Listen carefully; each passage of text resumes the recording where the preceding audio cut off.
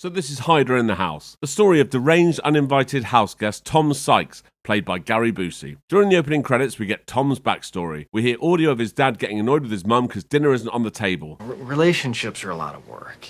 Then getting in a rage about some crayons being left out. Then we hear a social worker asking Tom where he got the bruises. He says he doesn't know, but he ends up burning the family home down with his parents in it. He's then admitted to a psychiatric hospital. 18 years later, and we see that he's been put on an early release program, and he's now living in this grotty hotel. The manager puts his cigarette too close to Tom, and Tom loses control and attacks him. This is because his dad used to burn him with cigarettes. Tom's back at the mental hospital, where he tells his psychiatrist he's decided to live in a house.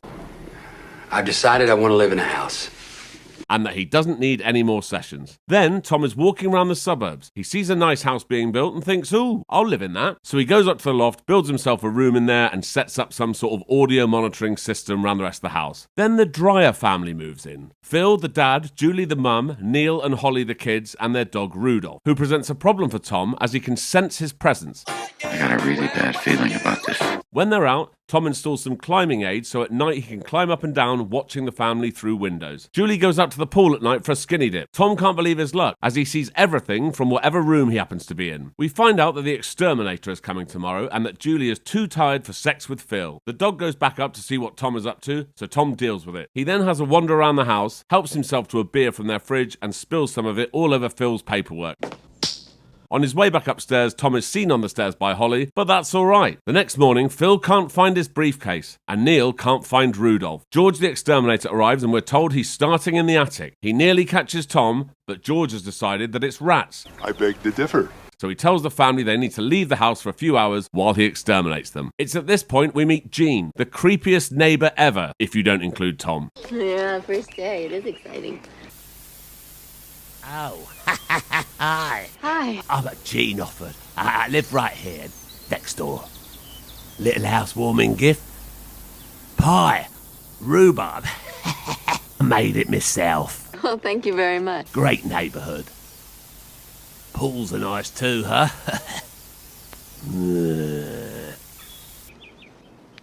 Yeah, I've got to get going. I have to get the kids to school. I'm going to kindergarten. Oh, God, yeah. I wish I were back in kindergarten. Especially with you. Ooh, nice to see you, kids. George the exterminator is then pumping some kind of poison into Tom's room. Tom can't have this, so he comes out and kills George, then buries him in the garden, dresses in his clothes, and badly drives his van away. He goes to the hospital for what was supposed to be his final session, but his psychiatrist has concerns. I don't know, I just get a really bad feeling about the guy. His boss tells him to ignore that feeling, so Tom leaves. Cut to Neil at school, who's getting bullied for calling a dog shit dog do. Dog do? No, it's a dog shit trick. Fair enough, I suppose. Tom seems to be developing a somewhat unhealthy obsession with this family. He hears through his bugging system that the kid bullying Neil is called Bernard. It's actually Bernard, but we'll let that go. Phil comes home late from work, and it turns out that Tom spilling beer over his paperwork last night has caused a serious issue for him at work. Phil accuses Julie of tampering with his paperwork and gets angry. Due to his past, Tom reacts badly to Phil's anger, as do the kids. Shut up! The Dryers are having a party the next day, and this is where we meet Julie's friend Rita. We also see Phil talking to his friend about an affair he's having, and this is the last straw for Tom. Next morning, Holly drops her ball in the swimming pool and is about to fall in before Tom rushes down from the loft to save her. When the family leaves for work and school, a smart-dressed Tom goes straight for the fridge and drinks their juice straight from the carton. That's disgusting. Before helping himself to the leftovers from their breakfast. Later, Tom is at a hotel and makes a call to the Dryer's house, pretending to be a colleague of Phil's, and tells Julie that Phil wants to meet her for lunch at this hotel. He then slips a note to the waiter. What he's done here is he's fixed it so that Julie is sent to the hotel room where Phil is conducting his affair. Smart. Julie runs home and Phil follows her. She kicks him out of the house. We then see Tom has cut Phil's face out of all the family photos he's stolen from around the house. In his creepiest move yet, Tom then walks around the house tucking Holly in and smelling Julie before watching her sleep. Of course.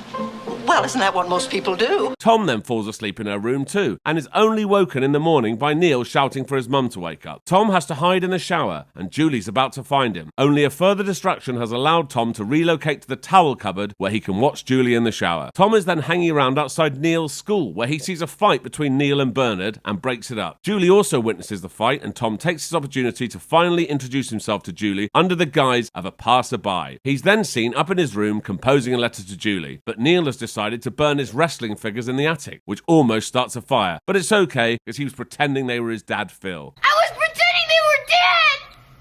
Neil thinks his dad is never coming back because he hasn't even called them since he was kicked out. We then see Julie carrying some shopping from the car, and with the news that Phil is gone, Gene sees his opportunity. Ooh, let me help you with these heavy bags. What are neighbours for? It's the least I can do for a lovely lady. But Gene's plan is foiled when Neil comes in saying he's found Tom outside. Oh, Gene Hufford. I'm next door. Neighbour. This doesn't stop Gene leching, though, or trying to get his hand on her ass, but Tom puts a stop to it. Oh. Yeah. So, you into, sports? No. Julie then gets a call from the pest control company saying they've not seen George, but it's okay because Gene saw who he thought was George leaving the house last week. Yeah, I saw him leave here early last week.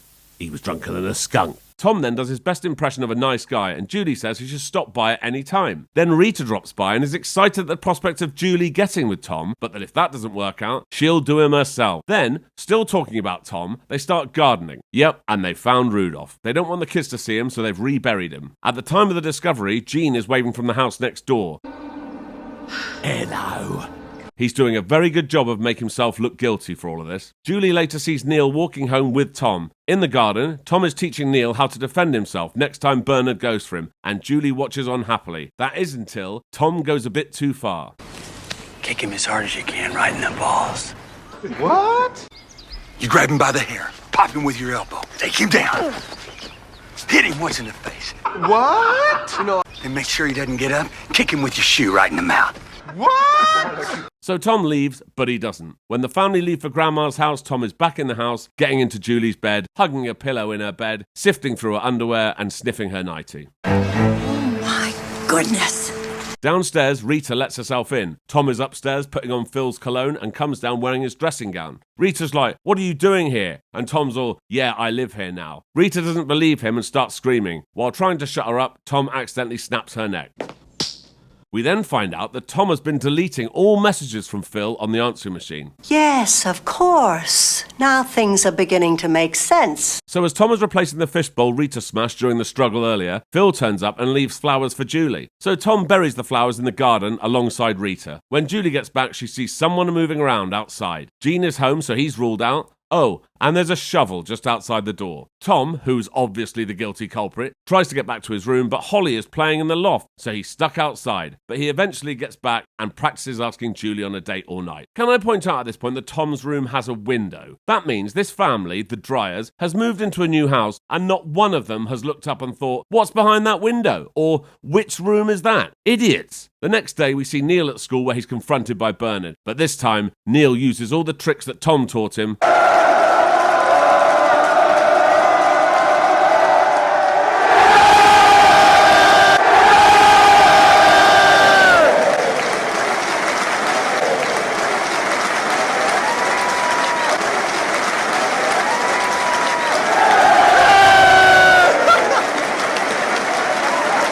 And Bernard is out. Julie is at home wondering how her goldfish has quadrupled in size overnight when Tom comes to the door to ask Julie out. She says it's a bad time and Tom isn't taking it well. No.